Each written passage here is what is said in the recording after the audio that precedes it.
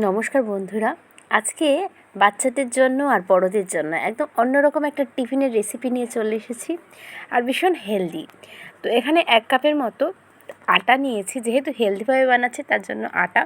তোমরা চাইলে এখানে ময়দাও দিতে পারো। স্বাদ মতো লবণ দিয়েছি আর জোয়ান দিয়ে দিচ্ছি হাতের মধ্যে একটু ঘষে। জোয়ানটা দিলে কি হয়, যাদের গ্যাসের প্রবলেম থাকে তাদের কিন্তু আর গ্যাস হয় না জোয়ানটা খেলে, তার জন্য জোয়ান দিই। জোয়ানটা না থাকলে কালো জিরে দিতে পারো। আর 2 চামচের মতো তেল দিয়ে খুব সুন্দর করে এখন ময়ামটা দিয়ে দেবো। এখানে তোমরা চাইলে আরেকটু তেল দিতে পারো, যেহেতু আমি হেলদিভাবে চেষ্টা করছি তার জন্য কম তেল দিয়ে, যতটুকু কম সম্ভব হয় তেল দিয়ে বানানোর চেষ্টা করব।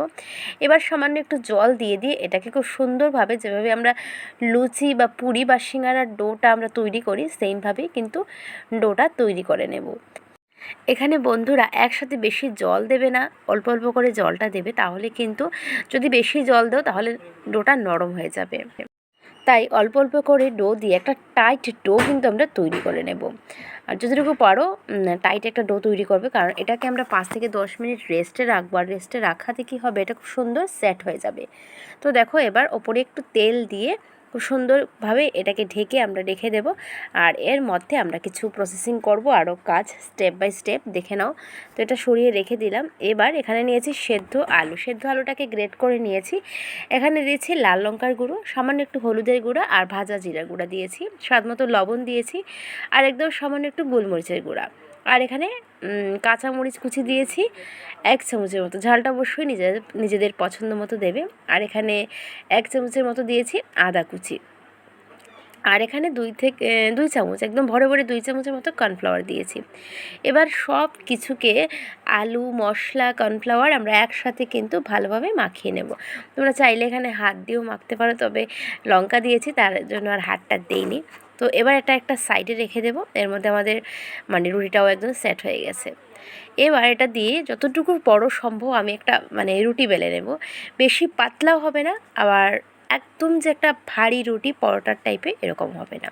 তো বুঝতেই পারছো, নর্মাল একটা রুটি বানিয়ে নেব, যতটুকু বড় সম্ভব হয় এটা বানিয়ে নেব। আর এটা একটা রুটি দিয়ে অনেকগুলা হয়ে যায়, তার জন্য অনেক মজা লাগে যে একসাথে অনেকগুলো ভাজা হয়ে যায়, তৈরি করা হয়ে যায়। এবার আমার যেহেতু রুটিটা গোল হয়নি, তার জন্য রাইস কুকারে বসিয়ে তোমরা যে কোনো একটা পাত্রে বসিয়ে এটা গোল করে কেটে নেবে। আর যদি তোমরা গোল রুটি বানাতে পারো তাহলে তো আর কথাই নেই। কিন্তু আমি বিশ্বাস করো, ছোটো হলে বানাতে পারি, কিন্তু এত বড় রুটি আমি গোল জীবনেও বানাতে পারবো না। তো কিছু করার নেই, আমি একটা পাত্র দিয়ে কেটে নিয়েছি। আর দেখো, খুব সুন্দর করে একটা গোল রুটি আমি পেয়ে নিয়েছি। এবার মিডিলে ঠিক মাঝ বরাবর আমি একটা ছোট্ট বাটি রেখেছি।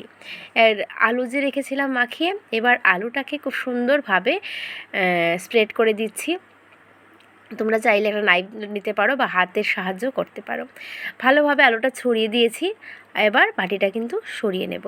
এবার খুব সুন্দরভাবে এটাকে কেটে নিচ্ছি। প্রথমেই কিন্তু যোগের মতো করে কাটবো, তারপর তোমরা দেখে নাও এটা ট্রায়াঙ্গেল শেপ আমরা পেয়ে যাব এইভাবে কাটতে কাটতে। আর একদম ছোটো ছোটো হলেই এটা বেশি ভালো লাগে। তো দেখো, আমি কেটে নিয়েছি আর ভীষণ সুন্দর, কিউট লাগছে। তো একটা মনে হলো আমার বড়, তার জন্য এটা কেটে নিলাম আর সাইড দিয়ে। আর মিডিলে একটু জল দিয়ে দিলাম। জলটা দিলে খুব সুন্দর সিল হয়ে যায় আর তোমার কিছুই করতে হয় না।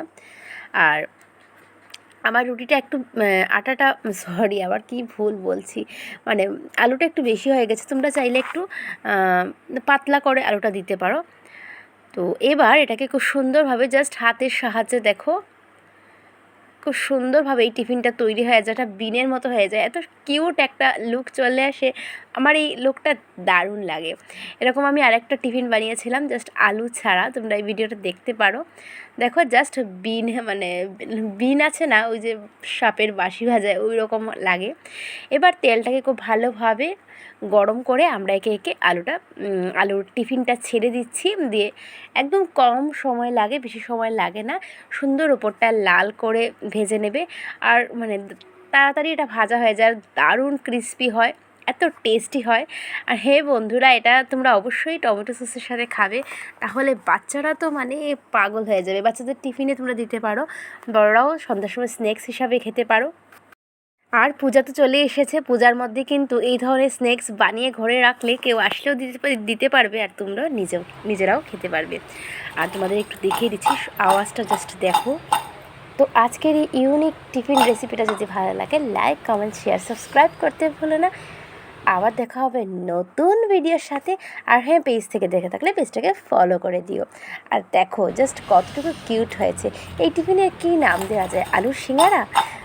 তোমরা অবশ্যই কমেন্ট করে জানাবে। সবাই ভালো থেকো, টাটা।